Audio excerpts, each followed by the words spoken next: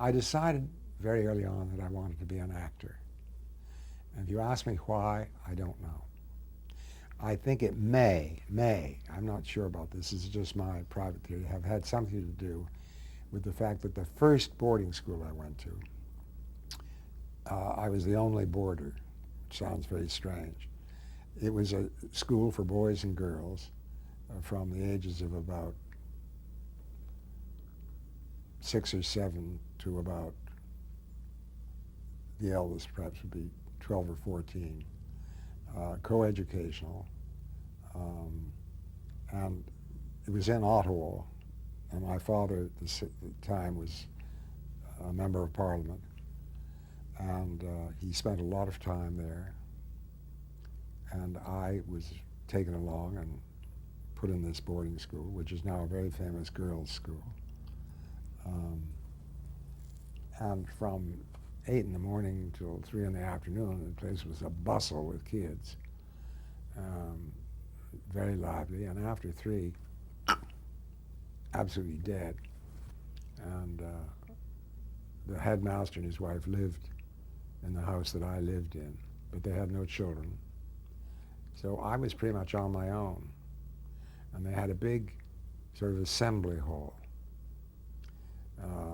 big, bare hall, school prayers, school concerts when and if given, school meetings, chairs all around the periphery, uncarpeted floor,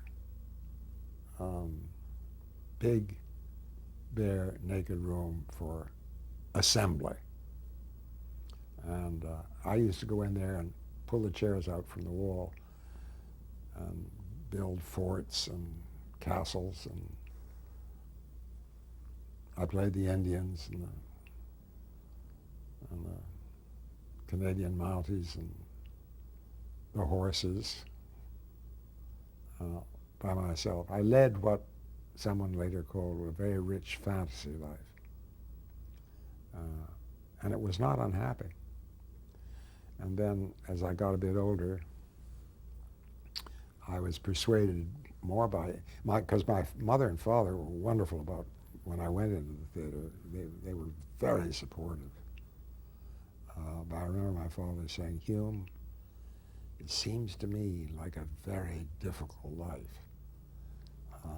How he would know that, I don't know, but he did.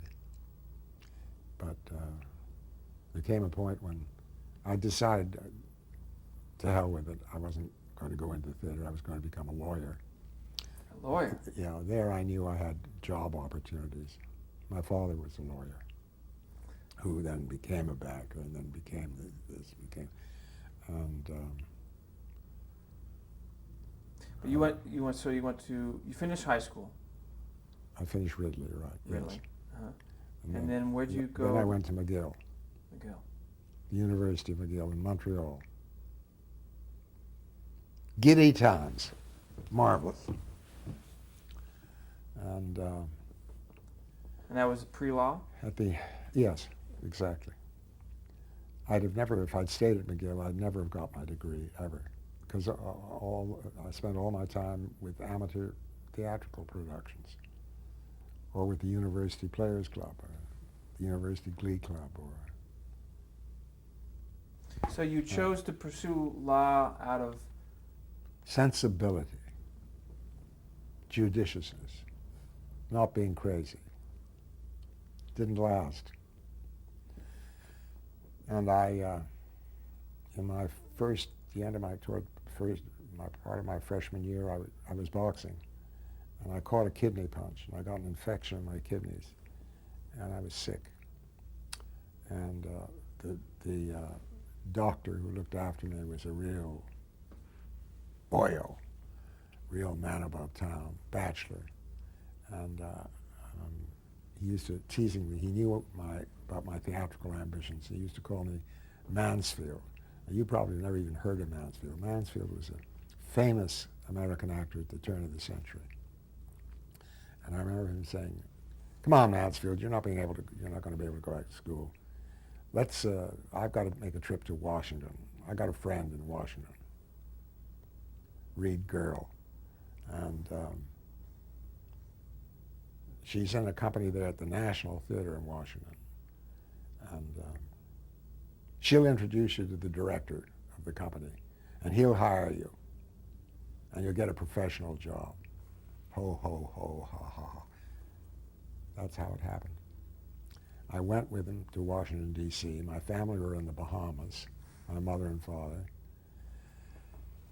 My eldest brother, who was in charge of my allowance, thought I was in Montreal, but I was in Washington, D.C., and I was getting paid $15 a week.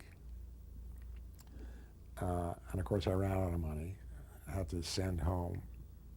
And I remember I got a letter from my brother, along with a check for $50, saying,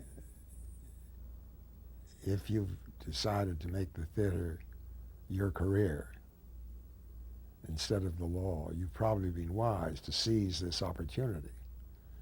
But let me tell you, you've gone about it in the most damnably stupid fashion imaginable.